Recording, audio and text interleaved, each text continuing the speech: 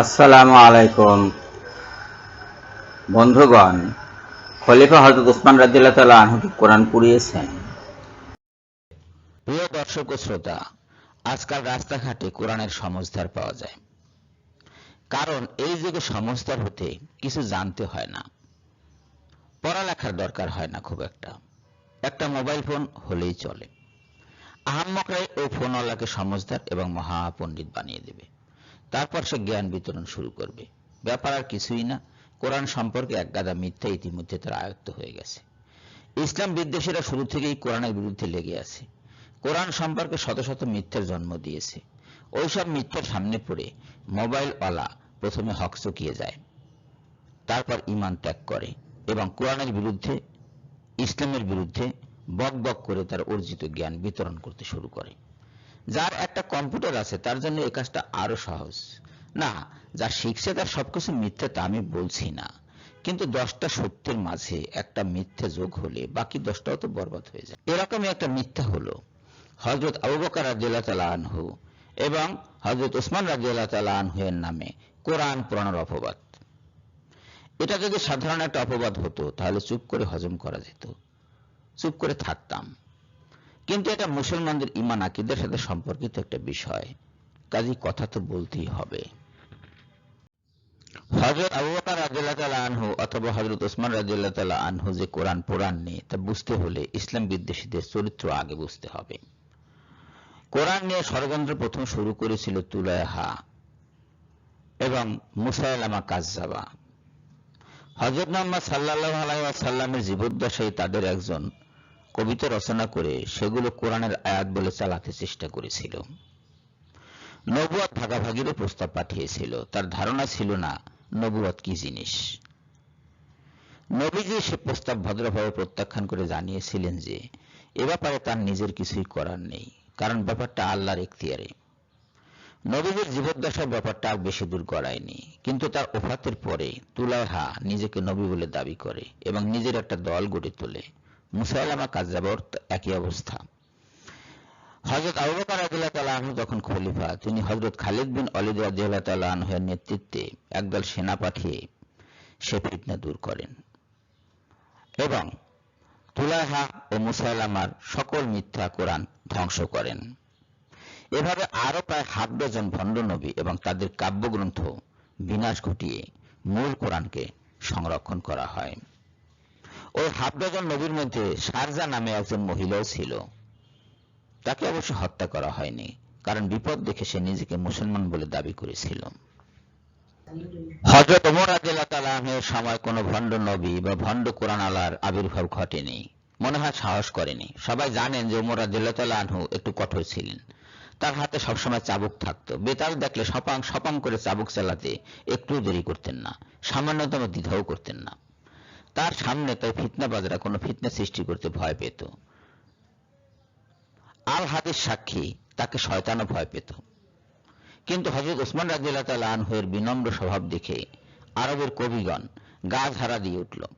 তারা প্রত্যেকে একখানা করে কোরআন পেশ করতে লাগলো। মুসলমানদের কাছে বিশ্বাসযোগ্য করার জন্য মূল কোরআনের কিছু কিছু অংশ তারা তাদের কবিতায় যোগ করে দিত। ফল এমন হলো যে মুসলমানরাও একসময় দ্বিধাদ্বন্দ্বে পড়ে গেল।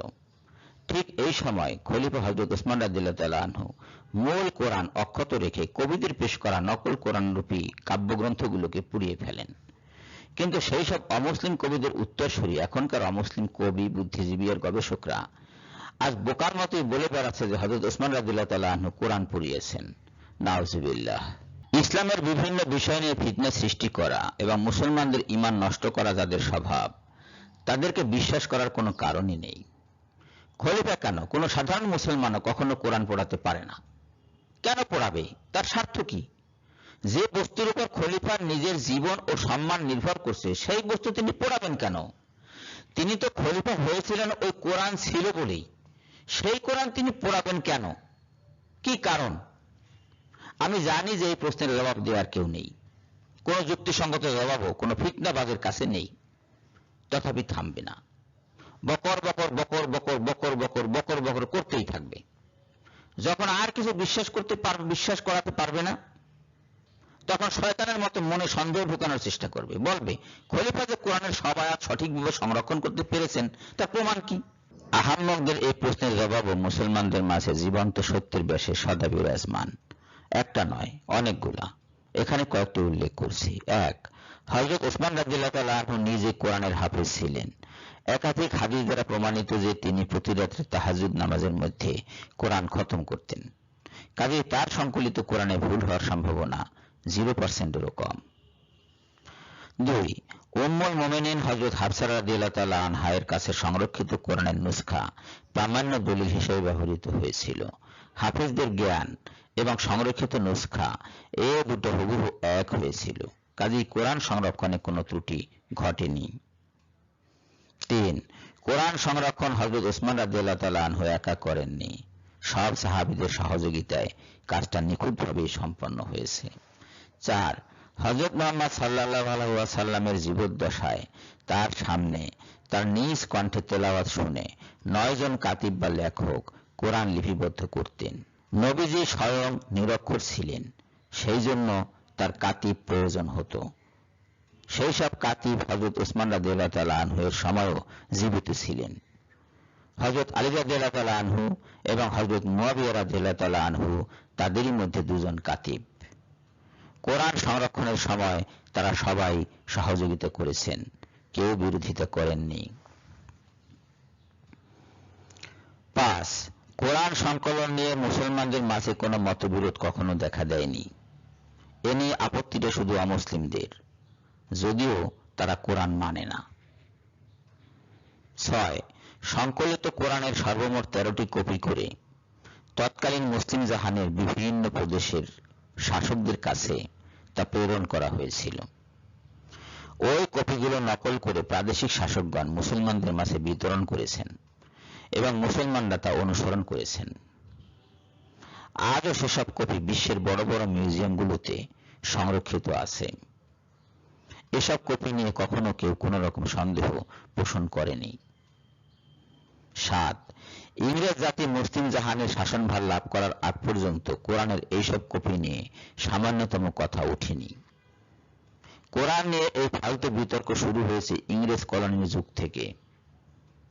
যথাবধি মুসলমান হওয়া থেকে খ্রিস্টান জাতির লোকজনকে ঠেকানোর প্রয়োজন দেখা দিয়েছে। এ থেকে প্রমাণিত হয় যে কোরআনের বিরুদ্ধে সকল ষড়যন্ত্রের মূলে ইসলাম ঠেকানোর কৌশল মাত্র, এবং এটা শুরু করেছে ইংরেজ জাতি এবং আজও চলছে সারা বিশ্বে। সুপ্রিয় বন্ধুগণ, খলিফাগণ যে কোরআন পড়াননি এবং মূল কোরআন যে অক্ষত আছে তা অত্যন্ত পরিষ্কার। যাদের মনে সন্দেহ আছে তারা সন্দেহ ঝেড়ে ফেলুন। কোরআনের বিরুদ্ধবাদীরা কোরআন সম্পর্কে অনেক আজগুবি কথা বলে থাকে, যার কোনো মানেই হয় না। তারা বলে কোরআন হযরত মুহাম্মদ সাল্লাল্লাহু আলাইহি ওয়াসাল্লামের রচনা, কিন্তু যখন শোনে যে তিনি নিরক্ষর ছিলেন তখন বলে কোরআন পুড়িয়ে ফেলা হয়েছে। আবার যখন যুক্তি প্রমাণাদি সহকারে দেখানো হয় যে কোরআন পোড়ানো হয়নি, তখন বলে হযরত আয়েশা রাদিয়াল্লাহু তাআলা আনহার কোরআন ছাগলে খেয়েছে। যখন বলা হয় যে সংকলনকালে হযরত আয়েশা রাদিয়াল্লাহু তাআলা আনহার কোরআনখানি ব্যবহার করা হয়নি, তখন বলে তোমাদের নবী তো আয়েশাকে 6 বছর বয়সে বিয়ে করেছিল। এমনি অজস্র ধারায় তারা বক বক বক বক বক বক বক বক করতে থাকে। মূর্খের শত্রুতা এ কখনো থামবে না।